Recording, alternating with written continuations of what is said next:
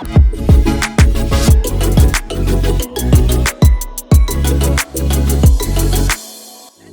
I'm Bowen from DxOMark. I'll be talking about the device our readers have been eagerly awaiting, the Samsung Galaxy S20 Ultra. This is the latest flagship from the South Korean electronics giant, and the much anticipated follow-up to the S10 series. This time, Samsung added the Latin word Ultra to its flagship, which means to go beyond the limits. Let's see whether this is the case with the Galaxy S20 Ultra's cameras. The Galaxy S20 Ultra's 4 cameras include a wide-angle primary camera with 108-megapixel sensor that includes optical image stabilization, an ultra-wide camera with a 13mm focal length, and a telephoto lens. All 3 lenses have an effective 12-megapixel output. In addition to these 3 cameras, Samsung included a depth vision camera. Samsung tests the limits with the 10x hybrid zoom and what it calls super resolution zoom, which goes up to 100x. The video specs boasts 8K video recording at 24 frames per second, as well as 4K and 180p, but we tested the default at 4K 30fps. With such impressive smartphone camera tech, it is fair to say this is the most advanced Samsung smartphone for photography to date. Let's see how it did in DxOMark's test. The Samsung S20 Ultra's exposures were excellent in all lighting conditions. Even in the lab and down to near dark light levels, images were usable. The S20 Ultra's exposures were particularly excellent in outdoor bright conditions, with accurate target exposure, high contrast, and a wide dynamic range. You can see it in this challenging high-contrast scene. The S20 Ultra delivers a bright overall result, with details well preserved in both the shadows and highlights.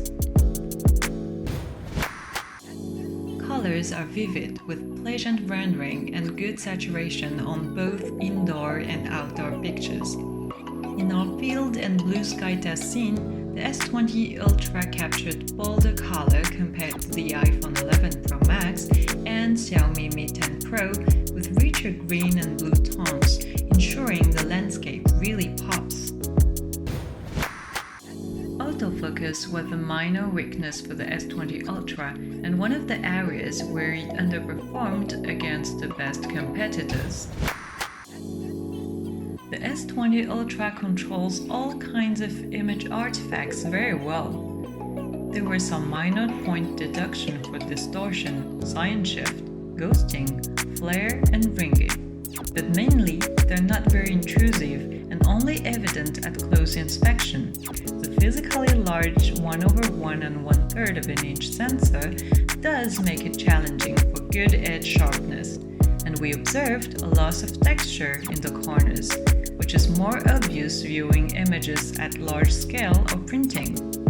In very challenging backlit images shooting straight towards the sun, a strong hue shift and flare effect are also visible.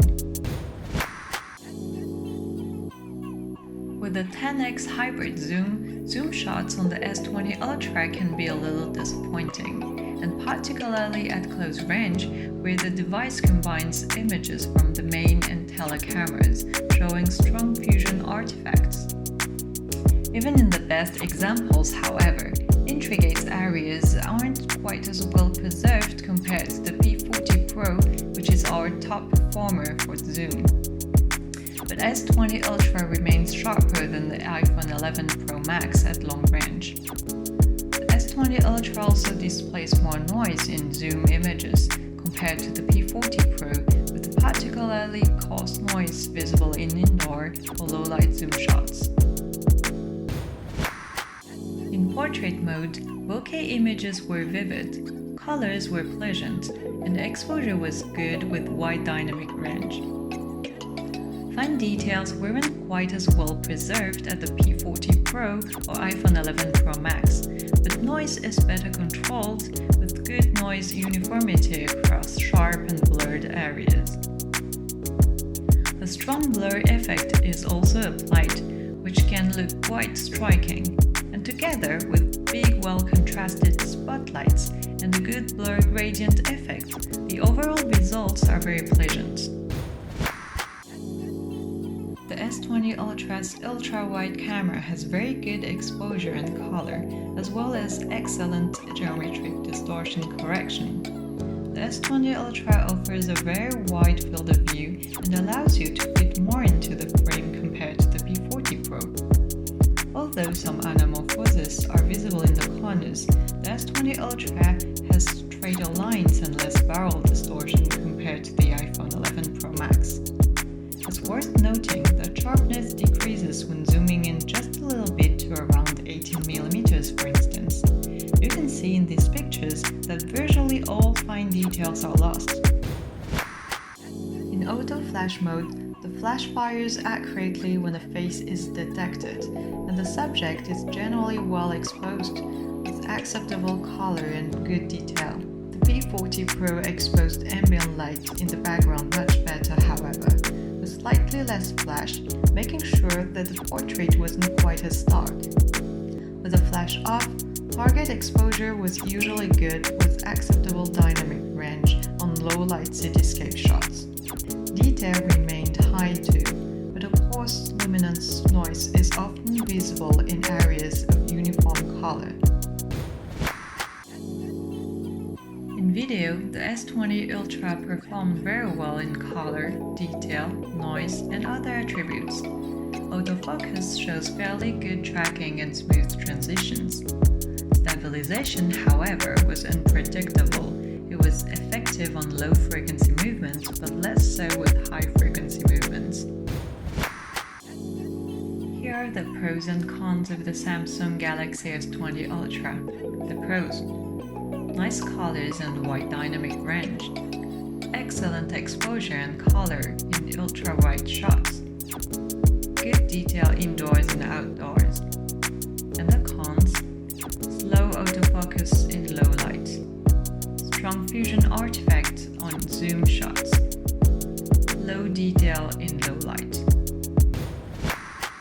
Scores: the Samsung S20 Ultra earned an overall DxOMark score of 122. The score in photo category was 132, with exposure and color as its top attributes. In video, the S20 Ultra achieved 102. Thanks for watching! Read more reviews at DxOMark.com, and don't forget to subscribe to our channel!